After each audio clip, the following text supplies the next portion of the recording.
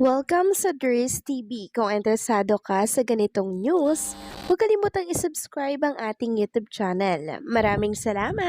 So ayun, welcome back again sa ating YouTube channel mga kakimpaw, and sa update natin ito, ang pag-uusapan natin ay tungkol sa mga importanteng ganap kina Kim and syempre kay Paolo Avellino.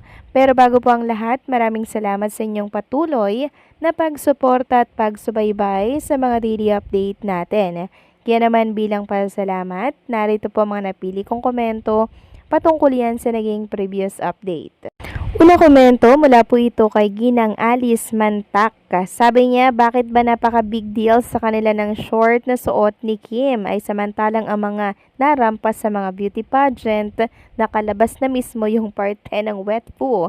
It's normal lang. Pati yung mga model na rumarampa, halos nakalabas na din pero walang issue.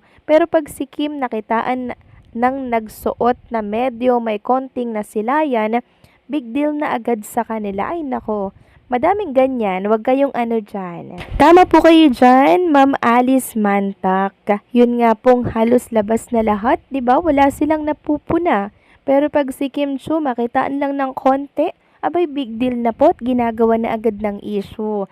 Ganyan po kasi pag sikat talaga mga kakimpaw. Alam nilang kakagatin at kakagatin ito ng mga tao, kaya gagawan at gagawan talaga nila ng issue si Chinita Princess. So ang laki ng problema nila mga kakimpaw, no? Halatang ang daming inggit na inggit kay Kim Chiu sa mga blessings na tinatamasa niya ngayon.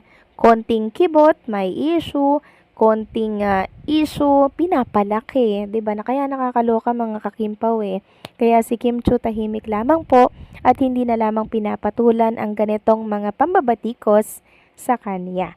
So maraming salamat po sa komento, Ma'am Alice Mantak. God bless po sa inyo and mag-iingat po kayo palagi.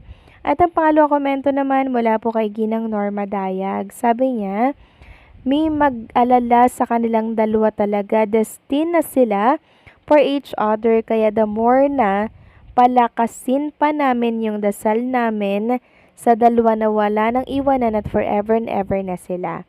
God bless them both. Di na sila tigilan na ng mga producer, lalo na kay Kim, kasi alam nila na malapit na silang kasal. Kaya habang may time pa, kaya ayun, wala nang hinto yung pagkuha sa kanya para sa endorsement na produkto nila.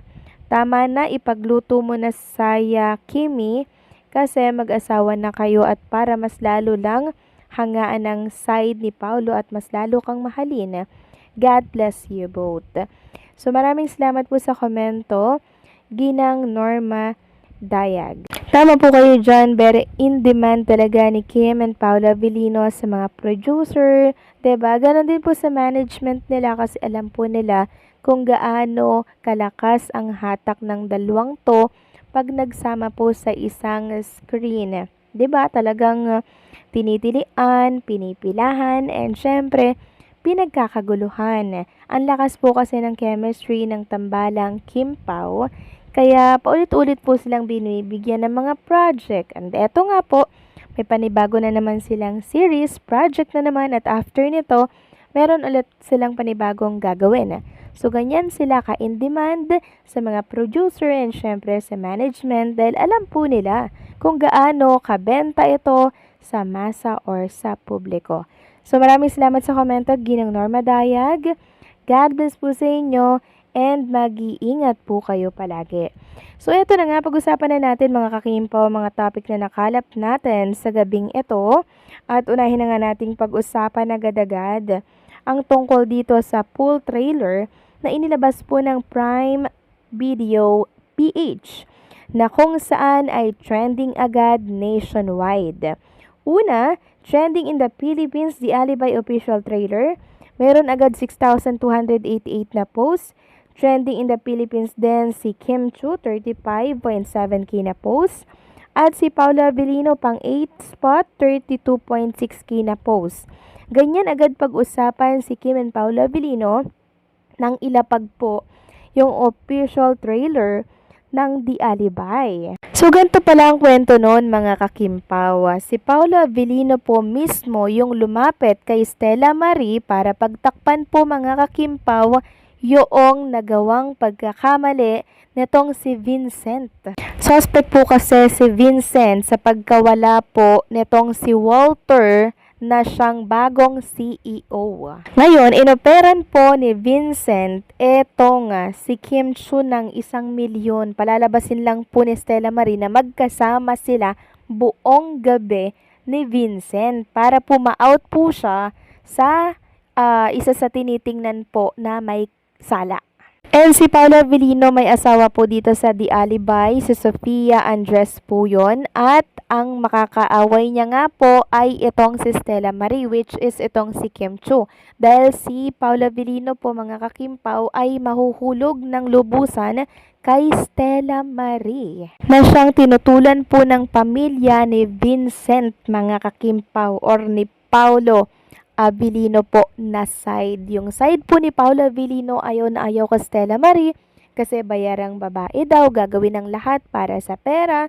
Si Paula Avellino naman or si Vincent gagawin lahat para sa drama, ganyan. Ito pa lang si Stella Marie mga kakimpaw or si Kim Chu. Gagawin lahat para sa operasyon po nung kapatid ata niya yun, yung nasa ospital po para sa operasyon. Kaya lahat talagang pinatos niya. Tinanggap niya yung offer ni Vincent na 1 milyon, magpanggap lang nakasama buong gabi nung nangyari yung krimen na yun. And since hulog na nga po itong si Vincent, pinatunayan po ni Vincent sa pamilya niya na itong si Stella Marie ay gustong-gusto niya na talaga.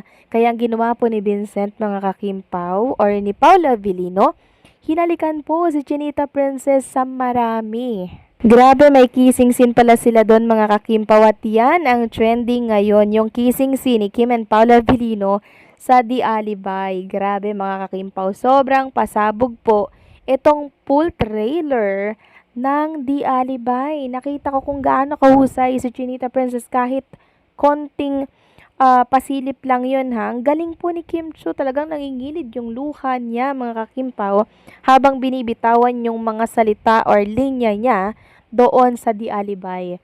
And si Paula Avellino, grabe din. Wala akong masabi sa actingan niya ha. Talagang seryoso. And si Samuel pala, yung si Walter, yun pala yung kakompetensya ni Paula Avellino doon sa isang kumpanya. Kaya nagawa niya po yung krimen. Grabe ngayon pa lang mga kakimpaw. Sobrang excited na po ang Kimpaw Nation. Maging ako, sobrang nagandahan ako. Mas maganda to sa linlang mga kakimpaw ha. Yun nga lang, sayang sa Prime Video PH ipapalabas. Pero kung ito ipapalabas sa Free TV, siguradong hook na naman ang mga titas and titos natin dyan. Antayin natin na mangyari ito. Sa ngayon, sa Prime Video muna natin ito mapapanood. Kayo ba mga kakimpaw, ano po ang opinion at komento ninyo dito po sa inilabas na new trailer ng The Alibay? Please comment down below.